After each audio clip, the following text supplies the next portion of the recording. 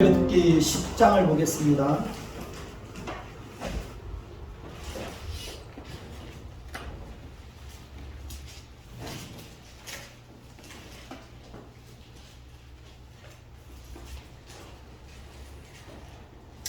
출애굽기 10장 21절부터 29절까지 보겠습니다.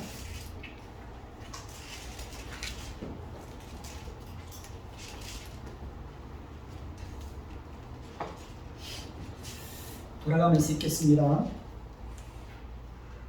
여호와께서 모세에게 이르시되 하늘을 향하여 내 손을 내밀어 애굽 땅 위에 흑암이 있게 하라. 곧 더듬을 만한 흑암이리라. 모세가 하늘을 향하여 손을 내밀며 캄캄한 흑암이 3일 동안 애굽 온 땅에 있어서 그동안 사람들이 서로 볼 수 없으며 자기 처소에서 일어나는 자가 없으되 온 이스라엘 자손들이 거주하는 곳에는 빛이 있었더라. 바로가 모세를 불러서 이르되 너희는 가서 여호와를 섬기되 너희의 양과 소는 머물러 두고 너희 어린 것들은 너희와 함께 갈지니라. 모세가 이르되 왕이라도 우리 하나님 여호와께 드릴 제사와 번제물을 우리에게 주어야 하겠고 우리의 가축도 우리와 함께 가고 한 마리도 남길 수 없으니 이는 우리가 그 중에서 가져다가 우리의 하나님 여호와를 섬길 것이며 또 우리가 거기에 이르기까지는 어떤 것으로 여호와를 섬기는지 알지 못함이니라 하나. 여호와께서 바로의 마음을 완악하게 하셨으므로 그들 보내기를 기뻐하지 아니하고 바로가 모세에게 이르되 너는 나를 떠나가라고 스스로 삼가 다시 내 얼굴을 보지 말라. 내가 내 얼굴을 보는 날에는 죽으리라. 모세가 이르되 당신이 말씀하신 대로 내가 다시는 당신의 얼굴을 보지 아니하리이다. 아멘. 우리 서로 한번 인사 한번 해보십시다. 참 잘 오셨습니다. 네, 반갑습니다.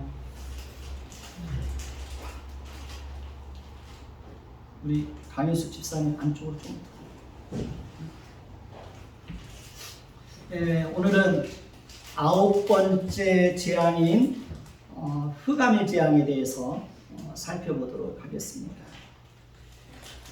피재앙과 개구리 재앙, 또 이재앙과 파리 재앙, 가축의 재앙은 미리 경고하고 바로가 하나님의 명령을 거역하고 하나님의 백성들을 애굽에서 내보내지 않았을 때 재앙이 임하게 하였습니다. 그러나 6번째 재앙인 독종의 재앙은 경고도 없이 주어졌습니다. 그러니까 경고도 없이 독종의 재앙이 임하여 사람과 가축과 요술사들까지도 큰 고통을 당하게 하였습니다. 7번째 재앙인 우박의 재앙과 메뚜기 재앙은 미리 경고하고 바로가 하나님의 명령을 거역하였을 때 재앙이 임하게 하였습니다.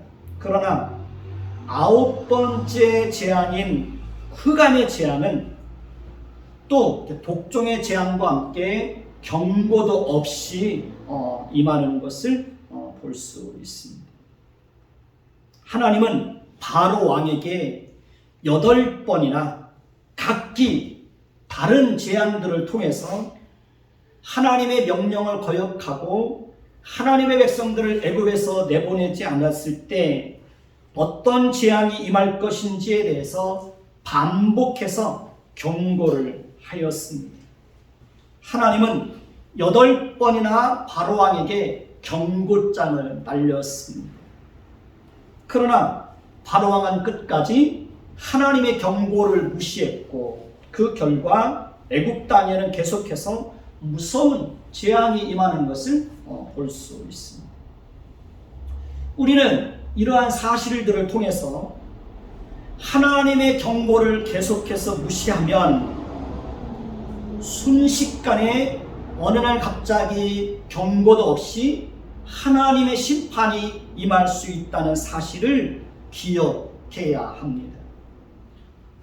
그러니까 하나님은 끊임없이 말씀을 통해서 우리에게 경고하고 권면하고 잘못된 길에서 돌이킬 것을 요구하고 있습니다.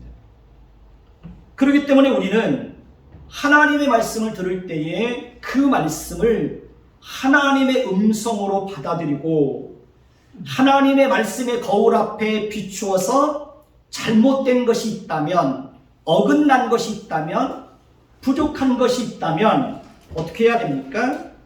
주저함이나 지체함이나 머뭇거림이 없이 어떻게 해요? 신속하게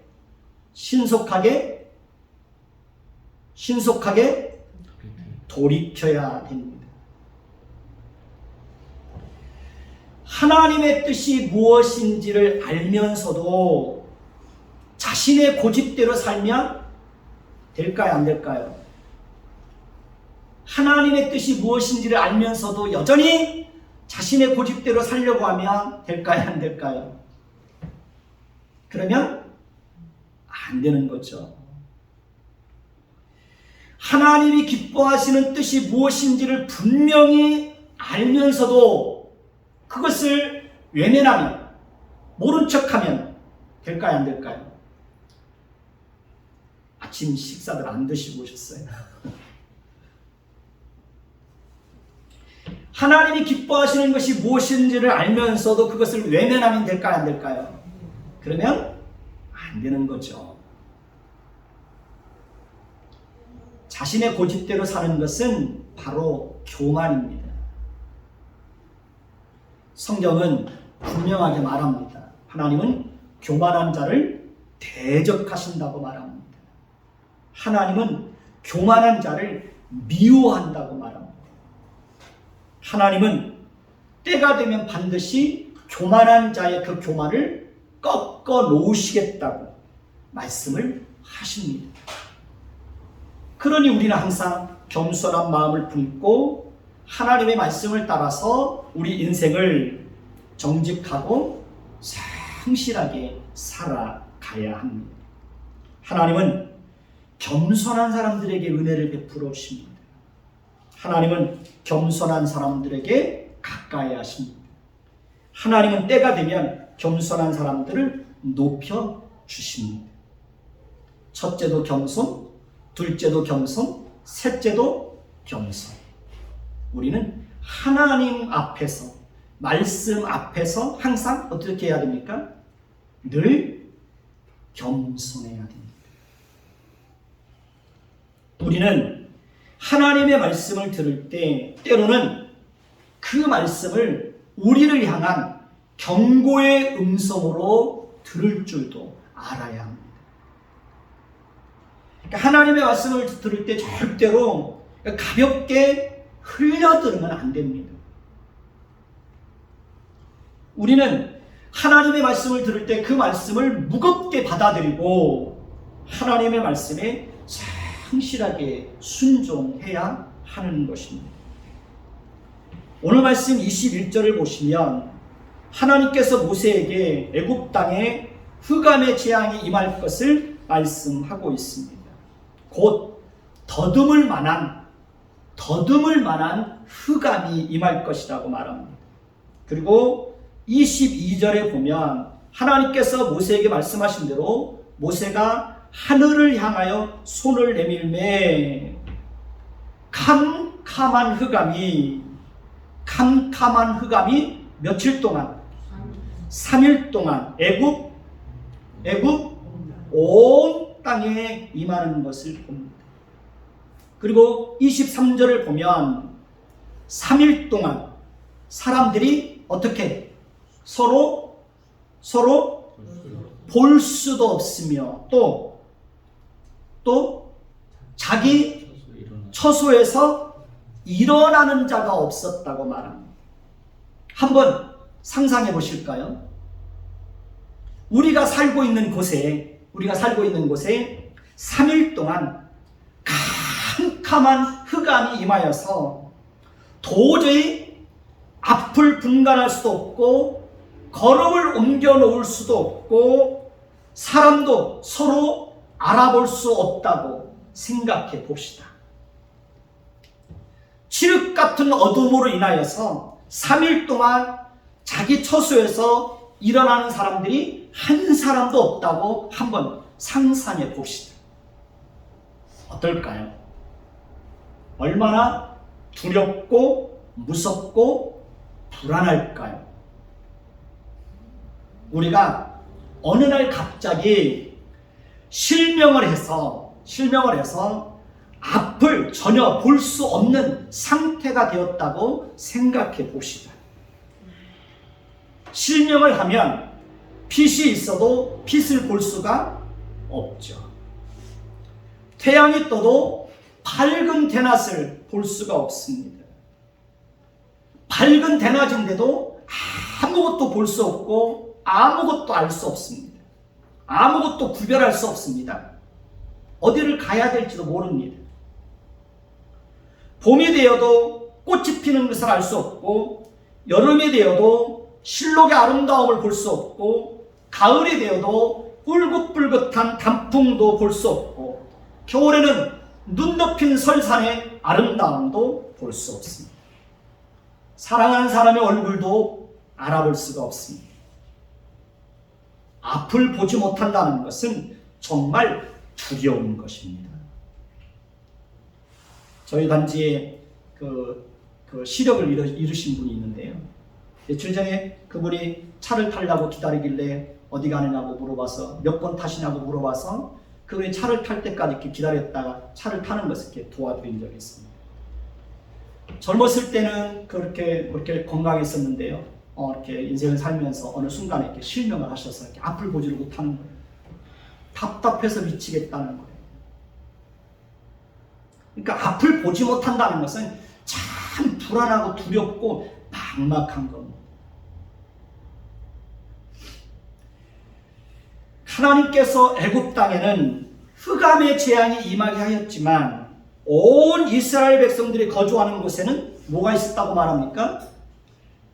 빛이 있었다고 말합니다. 하나님께서 네 번째 재앙인 파리 재앙에 임하게 하였을 때도 하나님의 백성들이 거주하는 고센 땅은 따로 구별해서 그곳에는 파리가 없었다고 말합니다. 하나님께서 다섯 번째 재앙인 가축의 재앙이 임하였을 때도 애굽의 모든 가축은 죽었으나 이스라엘 자손의 가축은 하나님이 구별하여 하나도 죽지 않게 하였다고 말합니다. 하나님께서 여섯 번째 재앙인 독종의 재앙이 임하게 할 때에도 이스라엘 백성들과 가축들은 구별하여 독종의 재앙이 임하지 않게 하였다고 말합니다. 하나님께서 일곱 번째 재앙인 우박의 재앙이 임하게 하였을 때도 이스라엘 자손들이 있는 고센 땅은 하나님이 구별하여 그곳에는 우박이 없었다고 말합니다. 여덟 번째 재앙인 메뚜기 재앙이 임하였을 때도 하나님의 백성들이 있는 그 고센 땅에는 재앙이 임하지 않게 하였다고 말합니다. 그러니까 하나님은 이렇게 자기 백성들이 거주하는 고센 땅은 하나님이 따로 구별해서 그곳에는 재앙이 임하지 않게 하시고 그들에게는 계속해서 놀라운 은혜를 베풀어 주시는 것을 볼 수 있습니다. 하나님은 그들에게는 놀라운 그 보호의 손길을 하나님께서 허락해 주셨습니다. 우리는 어떻습니까? 우리가 지금까지 살아온 것도 순전히 누구의 은혜입니까? 하나님의 은혜라는 사실을 여러분들은 마음속 깊은 곳에서부터 그 사실을 인정하십니까? 아멘. 하나님은 우리가 이 땅에서 살아가는 동안 끊임없이 때를 따라 돕는 은혜를 풍성하게 베풀어 주실 것입니다. 하나님은 우리가 이 땅에서 살아가는 동안 하루하루 평안을 누리고 자기도 하며 안전히 거할 수 있도록 하나님이 끊임없이 우리를 구별하여 하나님께서 우리에게 보호의 손길을 베풀어 주실 것입니다. 그러니 우리는 끊임없이 하나님의 은혜를 구해야 하는 것입니다. 저도 끊임없이 하나님의 은혜를 구합니다. 길을 걸으면서도 끊임없이 하나님의 긍휼을 구합니다. 왜냐하면 60년 인생을 살아오다 보니까 하나님의 은혜와 하나님의 긍휼이 아니면 인생을 스스로의 힘으로 살아갈 수 없다는 사실을 너무 잘 알고 있기 때문에 끊임없이 하나님의 은혜를 구하게 되는 거예요. 끊임없이 하나님의 긍휼을 구하게 되는 것입니다. 하나님께서 애굽 온 땅에 흑암의 재앙을 내린 분명한 목적이 있습니다. 애굽 사람들은 태양신을 최고의 신으로 섬기고 있었습니다.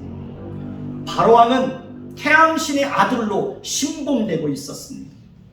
그렇기 때문에 하나님께서 애굽 사람들이 섬기는 태양신이 얼마나 헛되고 어리석은 것인지를 알게 하기 위해서 그 땅에 흑암의 재앙을 내린 것입니다. 하나님은 애굽 땅에는 흑암의 재앙을 내리시는 가운데서도 이스라엘 자손들이 거주하는 그곳에는 빛이 있게 하신 것은 태양을 주관하시는 분이 바로 하나님 자신이고 그 하나님만이 유일하고 참되신 하나님이라는 사실을 온 땅에 드러내시기 위해서였습니다. 그렇습니다. 온 우주 만물을 창조하신 분은 누구입니까? 하나님이십니다. 온 우주 만물을 지금도 통치하시는 분은 누구입니까? 하나님이십니다. 지구상에 존재하는 그 모든 것들이 어떻게 보면 본능에 의해서 움직이고 본능에 의해서 생육하고 번성하는 것 같지만 그 본능을 주장하시는 분이 누구입니까? 하나님이십니다. 하나님은 하나님께서 창조하신 모든 것이 계속해서 이 땅에 존재하도록 하나님께서 그 모든 것을 보존하시고 섭리하시고 통치하시는 분입니다. 온 우주가 질서 속에서 세밀하게 움직이는 것도 하나님께서 그 모든 것을 통치하시고 있기 때문에 그런 것입니다. 우리는 모든 주권이 하나님께 있고 하나님께서 모든 것을 주장하시고 다스리신다는 사실을 기억하고 우리는 그 하나님 앞에 항상 어떻게 해야 됩니까? 겸손해야 되는 것입니다. 애굽 온 땅에는 캄캄한 흑암의 재앙이 임하여 있었는데 이스라엘 백성들이 거주하는 고센 땅에는 대낮같이 밝은 광명이 있었다고 했습니다. 그것을 보면서 바로왕은 큰 두려움과 공포와 불안감에 사로잡혔을 것이라고 생각을 합니다. 그러자 바로가 모세를 불러서 다시 타협안을 제시하는 것을 봅니다. 오늘 말씀 24절을 보십시다. 24절 같이 봅니다. 시작. 바로가 모세를 불러 이르되 너희는 가서 여호와를 섬기되 너희의 양과 소는 머물러 두고 너희 어린 것들은 너희와 함께 갈지니라. 애굽 온 땅에 메뚜기 재앙이 임하였을 때에 바로는 오직 장정만 데리고 나가라고 했습니다. 그런데 이번에는 양과 소는 남겨놓고 다 데리고 가도 좋다고 말합니다. 양과 소는 분명히 바로의 소유가 아니라 이스라엘 백성들의 것입니다. 그런데 바로는 여전히 그 소유권이 자신에게 있는 것처럼 주장하고 있습니다. 뿐만 아니라 애굽의 모든 가축들은 이미 여러 가지 재앙을 거치면서 애굽의 가축들은 다 죽었습니다.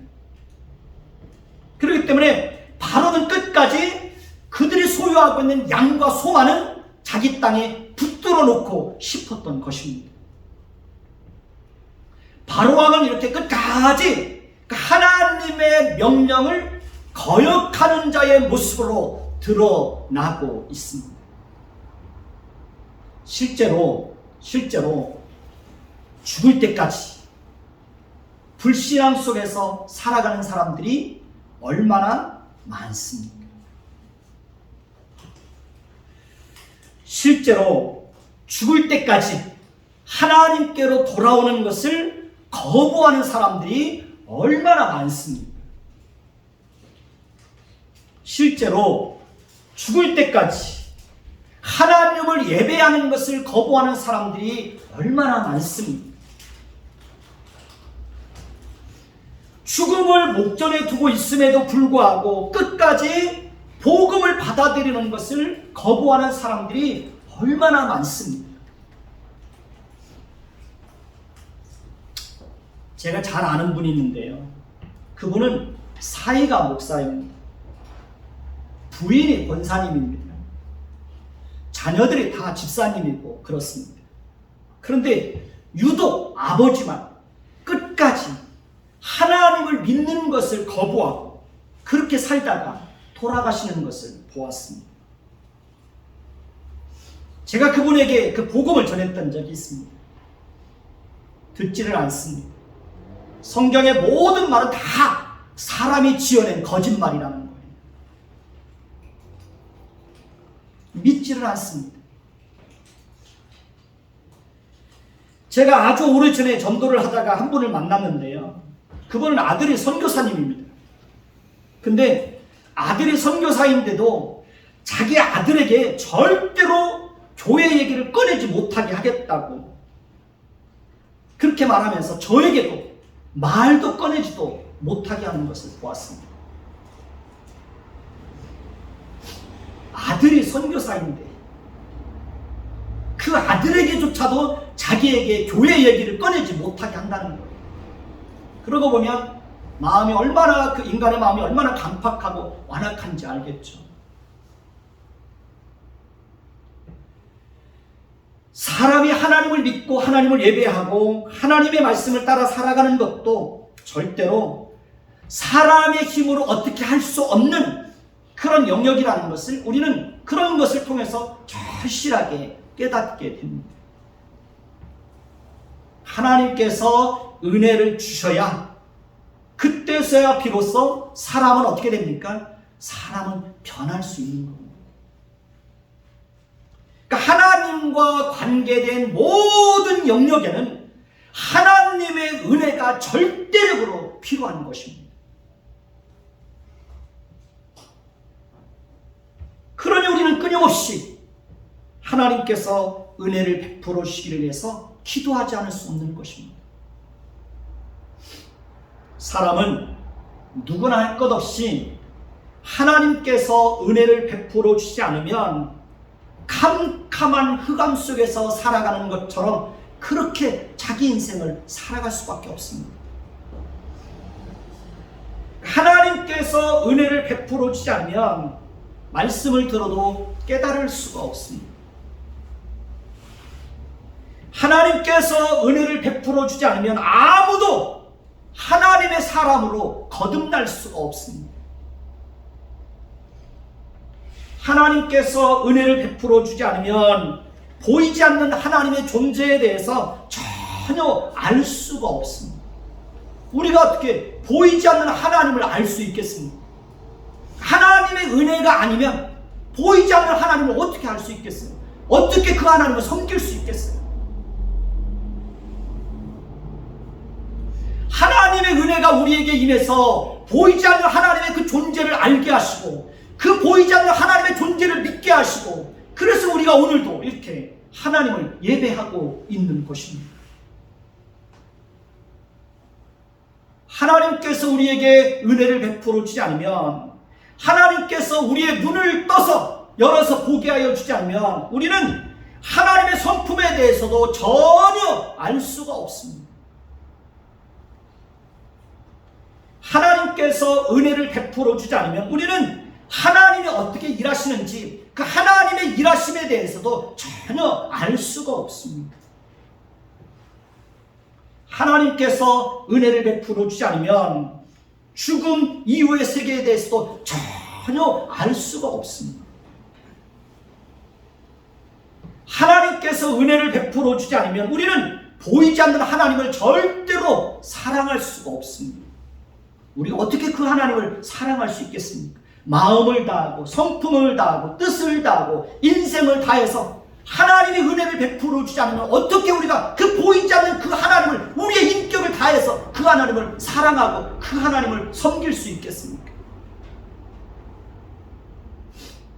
하나님께서 우리에게 은혜를 베풀어 주지 않으면 우리는 절대로 누군가를 진심으로 사랑할 수가 없습니다. 우리는 본능적으로요, 사람을 사랑할 수가 없습니다.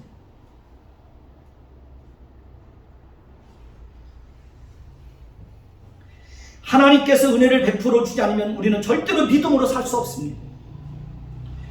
하나님께서 우리에게 은혜를 베풀어 주지 않으면 우리는 절대로 하나님의 말씀에 순종하며 살아갈 수가 없습니다.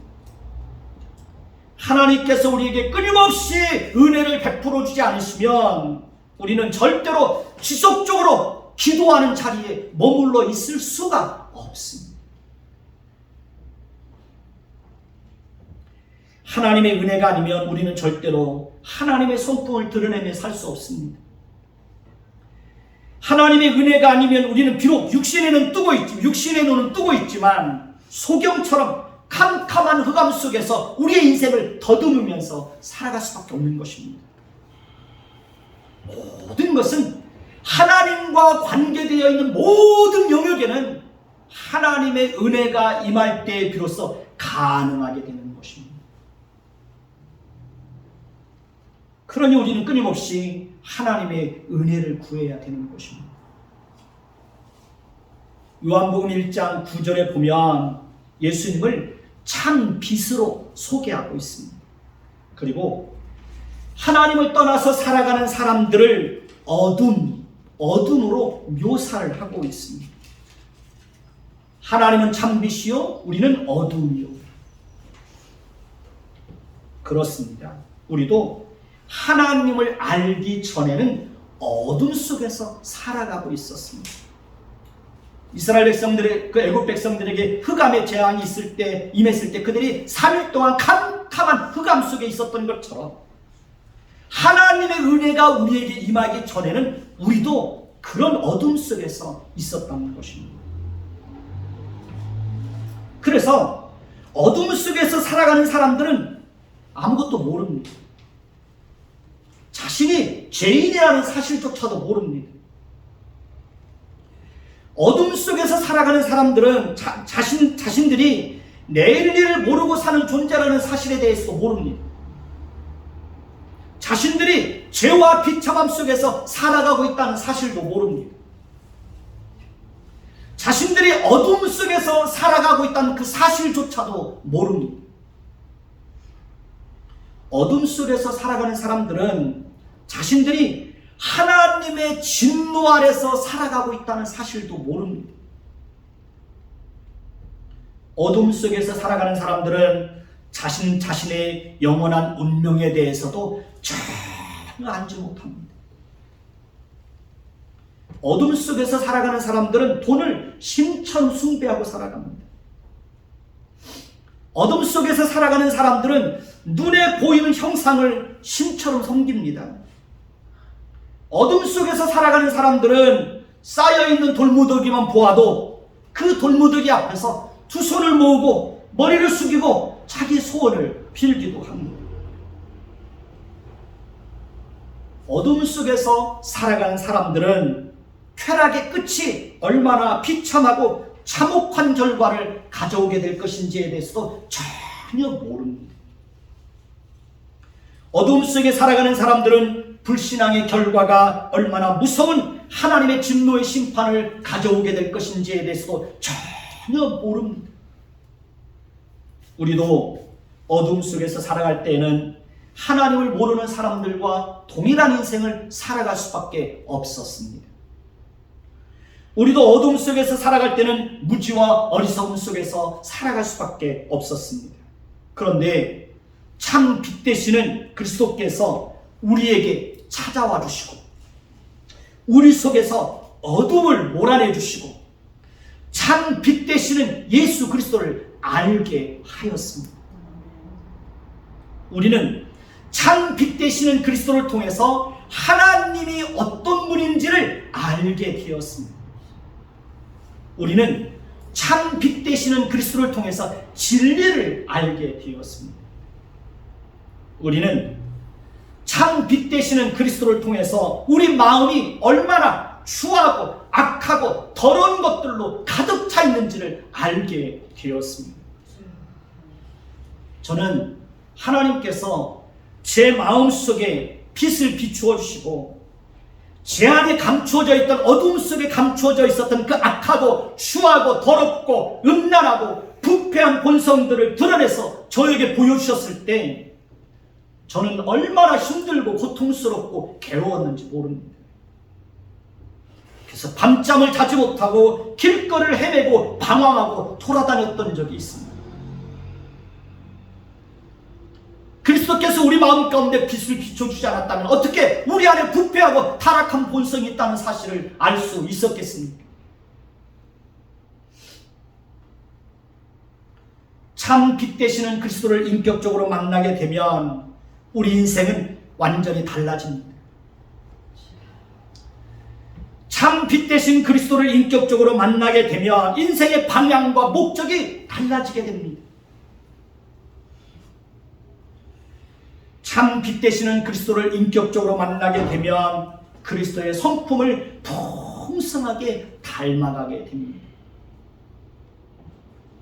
참 빛 되신 그리스도를 만나면 절대로 잘못된 인생을 살지 않습니다. 참 빛 되신 그리스도를 인격적으로 깊이 만나게 되면 비록 가진 것이 없고 가난하고 때로는 몸이 병들고 세상적으로 성공하지 못한다고 할지라도 예수님으로 말미암아 얻게 된 구원, 그 예수 그리스도로 말미암아 얻게 된 하나님의 자녀의 진입지, 하나님을 아버지라고 부를 수 있다는 이 사실만으로도 충분히 감사하고 기뻐하고 행복할 수 있습니다. 참 빛 되시는 그리스도를 인격적으로 만나게 되면 그리스도께서 우리 인생의 왕이 되어 주십니다.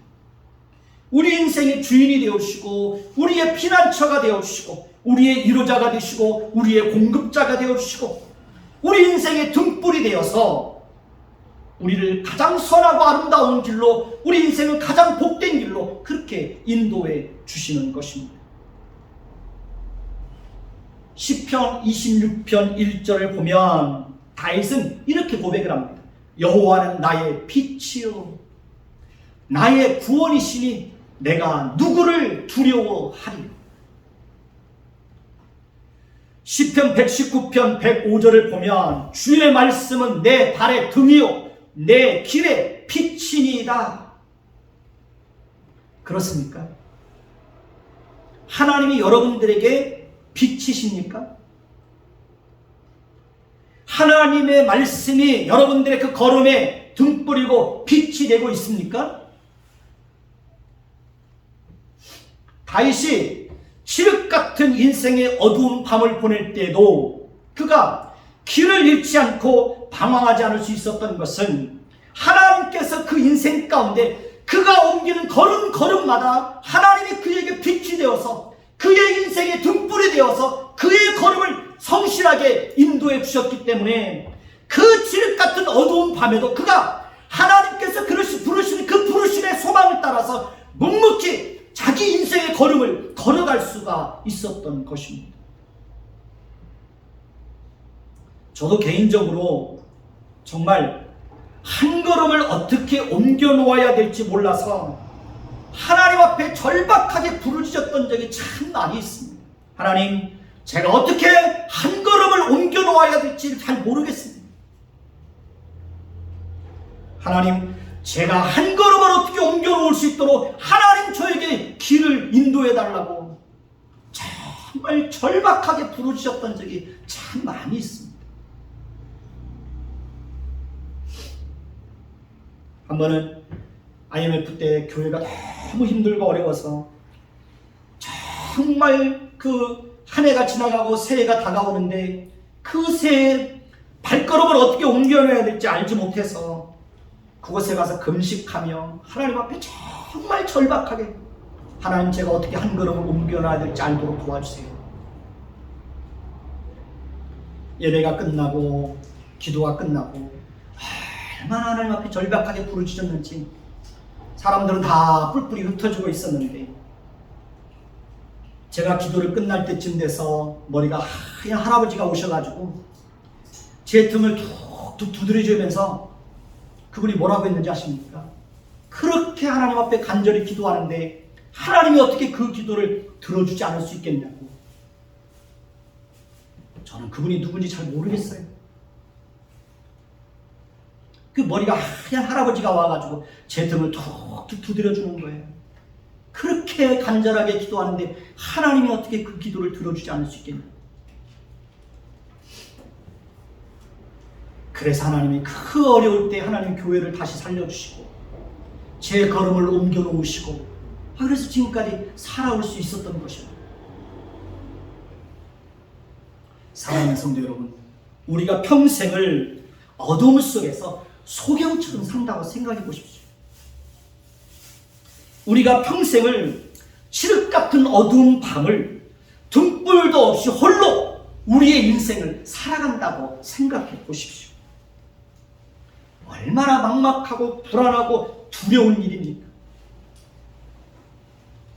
그러나 하나님께서 우리에게 찾아와 주시고 우리에게 하나님을 아는 빛을 우리 마음속에 비추어 주시고 우리에게 등불이 되어주시고 빛이 되어주셔서 우리 인생을 어둠 속에서 살지 않게 하셨으니 얼마나 감사하고 복된 일입니까? 하나님께서 우리의 눈을 열어주셔서 보이지 않는 하나님을 보이는 것 같이 하여 섬기게 하신 것이 얼마나 감사하고 행복한 일입니까?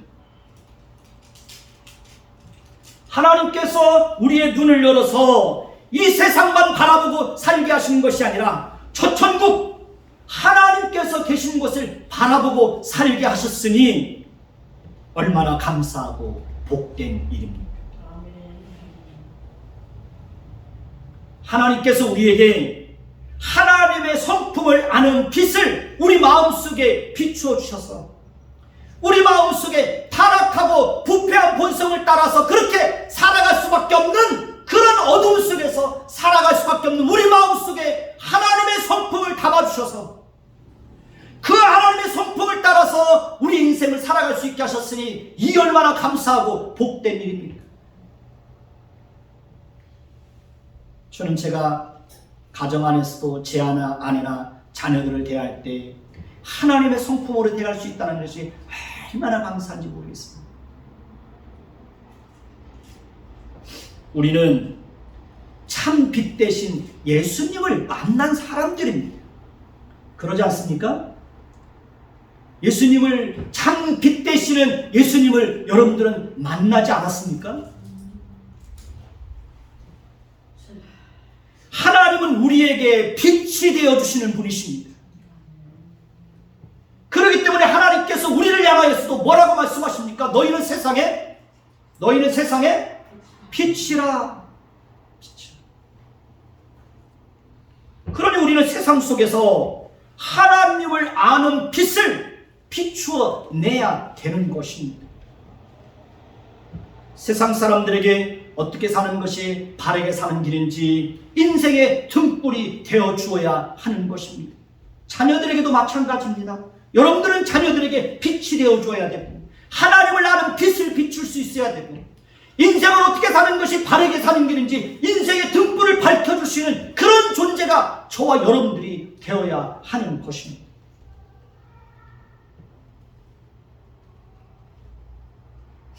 그래서 우리는 세상 속에서 우리가 하나님의 자녀라는 사실을 숨기면 됩니까? 안 됩니까? 안 됩니다. 어느 곳에 가든지 자신이 그리스도인이라는 것을 분명하게 밝히고 하나님을 모르는 사람들과는 분명히 다른 삶을 살아내야 되는 것입니다. 하나님을 모르는 사람들과는 다른 길을 걸어가야 하는 것입니다. 하나님을 모르는 사람들과는 분명히 다른 물질관과 다른 가치관과 다른 세계관을 가지고 인생을 살아내야 하는 것입니다. 하나님을 모르는 사람들과는 분명히 인생의 목적과 방향도 달라야 하는 것입니다. 그런데 많은 그리스도인들이 세상 사람들과 다르지 않게 살아갑니다. 교회 안에서만 다르지 세상 속으로 들어가면 다르지 않습니다. 그러니까 세상 속에서 그리스도인의 그 다름을 보여줘야 되는데 실제로 그 다름을 보여주지 못하고 있습니다. 그 점에 있어서 우리는 반성을 해야 되는 것입니다. 에베소서 5장을 한번 보십시다.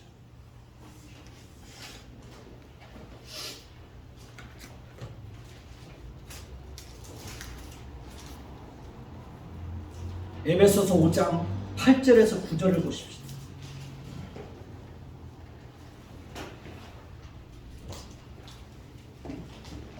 다 찾으셨습니까? 에베소서 5장 8절에서 9절입니다.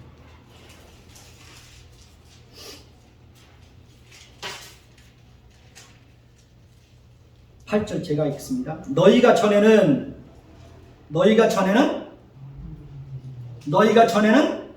어둠이더니 이제는 주 안에서 빛이라. 빛의 자녀들처럼 행하라. 9절 같이 읽습니다. 빛의 열매는 모든 착함과 의로움과 진실함에 있느니라. 그렇습니다. 우리가 전에는 어둠이었지만 이제는 주 안에서 빛이 되었다고 말합니다. 그러니 이제는 빛의 자녀들처럼 행하라고 말합니다. 빛의 열매는 뭡니까?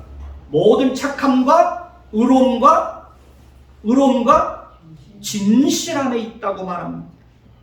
그렇습니다. 우리는 빛의 열매를 따라서 착하게 살아야 됩니다. 예수 믿는 사람들이 악하게 살면 안 되죠. 우리는 의롭게 살아야 됩니다. 예수 믿는 사람들이 불의하게 살면 안 되죠. 우리는 진실하게 살아야 됩니다. 예수 믿는 사람들이 거짓을 행하면 안 되는 거죠. 남을 속이는 일들을 행하면 안 되는 것입니다. 지금 우리나라는 대법원도 법무부도 검찰도 감사원도 중앙선거관리위원회도 썩고 부패해 있습니다. 정의가 무너지고 있습니다. 공의가 제대로 드러나지 않고 있습니다. 며칠 전에 전국에 있는 대학교 교수들 단체가 성명을 발표했습니다. 사전투표에 심각한 문제가 있고 사전투표에 심각한 문제가 있다고 지적하고 있습니다. 국회의원 선거와 대통령 선거에서도 부정과 불법과 선거 조작이 있었다고 심각한 우려를 전달하고 있습니다. 교수들이 그런 겁니다. 교수. 중앙선거관리가 선거관리를 제대로 안 하고 있다는 얘기입니다. 지도자들이 거짓말을 밥 먹듯이 하고 있습니다. 요즘에는 정말 정직한 지도자를 찾아보기가 너무 어렵습니다. 제가 처음 전도사 때 노예에 들어가서 실망했던 것이 노예 운영이 세상과 다르지 않고 목사님들의 말과 행동이 세상과 다르지 않다는 것이었습니다. 다름을 보여주지 못하고 있었습니다. 전도사 때는 그게 큰 충격이었고요. 큰 실망이었습니다. 하나님은 하나님의 백성들이 머물고 있는 고센 땅에는 빛이 있게 하였지만 애굽 온 땅에는 흑암의 재앙이 임하게 하였습니다. 하나님은 오늘을 살고 있는 우리에게도 하나님께서 친히 참 빛 되시는 그리스도를 보내서 어둠 속에서 살지 않게 하시고 광명한 빛 가운데서 우리의 인생을 살게 하셨습니다. 그러나 오늘도 캄캄한 흑암 속에서 살고 있는 사람들이 너무 많이 있습니다. 우리는 그 사람들에게 그리스도를 아는 빛이 되어야 합니다. 하나님을 아는 등불이 되어야 합니다. 사랑하는 성도 여러분, 여러분들의 그 세상 속에서 빛의 열매를 따라서 모든 착함과 의로움과 진실함의 열매들을 풍성하게 드러내셔서 세상 속에서 하나님을 아는 빛을 잘 드러내서 여러분들 때문에 주변 사람들이 하나님께로 돌아오는 그런 믿음의 역사가, 구원의 역사가 나타나기를 예수님의 이름으로 축원해 드리겠습니다. 기도하겠습니다. 주님, 우리는 어둠 속에 있었던 자들입니다. 빛을 모르던 자들이었습니다. 그런 우리에게 참 빛 되신 그리스도께서 우리에게 찾아와 주시고 우리를 만나 주시고 우리의 속에서 어둠을 몰아내 주시고 그리스도를 알게 하셨습니다. 하나님을 알게 하셨습니다. 하나님 백성이 되게 하셨습니다. 하나님 자녀가 되게 하셨습니다. 이제는 빛의 열매를 따라서 모든 착함과 의로움과 진실함을 우리의 삶 가운데 풍성하게 드러내서 세상 속에서 빛이 되게 하시고 그리스도를 아는 빛을 비출 수 있게 하시고 하나님을 아는 빛을 비출 수 있도록 우리를 통해서, 그래서 우리를 통해서 어둠 속에 있던 자들이 빛을 알고 빛으로 돌아올 수 있는 그런 역사가 나타나게 하여 주옵소서. 예수 그리스도의 이름으로 감사하며 기도드립니다. 아멘.